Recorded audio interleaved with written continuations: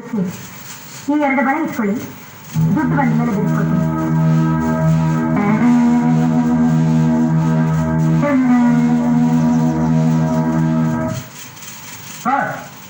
ಯಾರು? ಮೋಹನ್, ಅದ್ಯಾಕೆ ಅಲ್ಲ ನಿಂತ್ಕೊಂಡ್ಬಿಟ್ಟೆ? ಒಳಗ್ ಬಾ. ನಾನು ಹೌಸ್ ಓನರ್ ಪಾರ್ವತಮ್ಮನ ಹತ್ರ ಮಾತಾಡ್ತೀನಿ.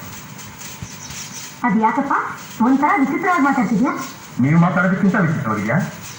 ಅಲ್ಲ ಮೋಹನ್, ಅದು ಬ್ಯಾಂಕು. ನೀನಕ್ಕೆ ಮೇಲಧಿಕಾರಿಗಳಿರ್ತಾರೆ, ಅವರಿಗೆ ನೀನು ಉತ್ತರ ಕೊಡ್ಬೇಕಲ್ಲ. ಅದನ್ನೆಲ್ಲ ನಾನು ಕೇಳಿದ್ದು. ನೀವು ನಿಮ್ಮ ಕೈ ಬಳೆ ಒತ್ತೆ ಇಟ್ಟು ಸಾಲ ತೀರ್ಸಬೇಕಂತ. ಅದು ಸದ್ಯಕ್ಕೆ ನನ್ನ ಕೈಯಲ್ಲಿ ದುಡ್ಡಿರಲಿಲ್ಲ.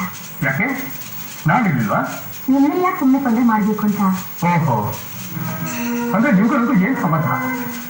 ನೀವು ಹೌಸ್ ಓನರು, ನಾನು ನಿಮ್ಮ ಮನೇಲಿ ಬಾಡಿಗೆ ಇರೋದು, ಅಷ್ಟೇ ತಾನೇ ನಮ್ಮ ಸಂಬಂಧ. ನಾನು ಇದನ್ನ ಅರ್ಥ ಮಾಡ್ಕೊಳ್ದೆ ನಿನ್ನೆ ನಿಮ್ಮ ಮನೆಯಿಂದ ಹೊರಗಡೆ ಹೋಗದೆ ದಯವಿಟ್ಟು ನನಗೆ ಕ್ಷಮಿಸಿ. ನಮ್ಮ ಸಂಬಂಧ ಇಷ್ಟೇ ಅಂತ ನೀವು ತಿಳ್ಕೊಂಡಿದ್ರೆ ನಾನು ಇಷ್ಟು ದಿನ ನಿಮ್ಮ ಮನೇಲಿ ಊಟ ಮಾಡಿದ್ದಕ್ಕೆ ಎಷ್ಟಾಗಿದೆ ಅಂತ ಲೆಕ್ಕ ಮಾಡಿ ಹೇಳ್ಬಿಡಿ.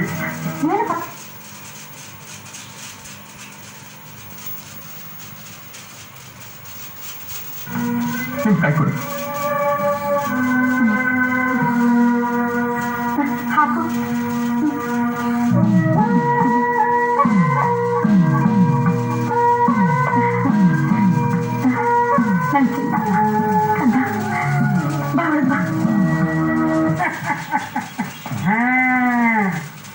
Very good.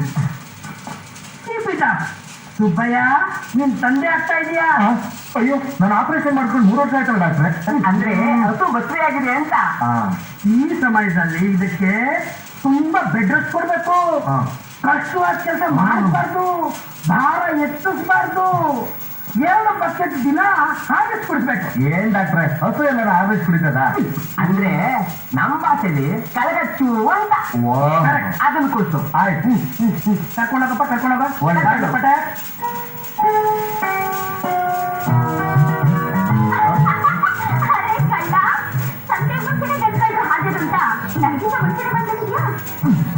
ಮೋಹನ್, ಯಾರು ಇಲ್ಲ.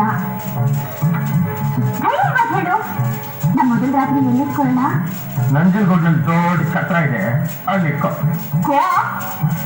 ಬಂತು? ಇಟ್ಕೊಳ್ಳೋಣ ಅಂತ ಹೇಳು. ಸಾಧ್ಯ ಇಲ್ಲ. ಮದುವೆ ಒಬ್ಬರ ಜೊತೆ ಸಂಸಾರ ಇನ್ನೊಬ್ರ ಜೊತೆ ನಡೆಸೋದು ಚೆನ್ನಾಗಿರಲ್ಲ. ಏನೋ ನನ್ನ ಬಿಟ್ಟು ಬೇರೆ ಮದುವೆ ಆಗ್ತೀಯಾ? ಹೌದು. ಮ್ಯಾನೇಜರು, ನನಗೆ ಬೇರೆ ಕೆಲಸ ಇಲ್ಲ, ನೀನು ಲವ್ ಮಾಡಿದೆ ಅಂತ ತಿಳ್ಕೊಂಡ್ಯಾ? ನೀನೇನೇ ಮಾಡಿದ್ರು ನಮ್ಮ ಮದುವೆ ಸಾಧ್ಯ ಇಲ್ಲ. ಅದನ್ನ ಹೇಳ್ತೀನಿ, ನೀವು ಯಾಕೆ ಸಾಧ್ಯ ಇಲ್ಲ? ಸಾಧ್ಯ ಇಲ್ಲ ಅಷ್ಟೇ.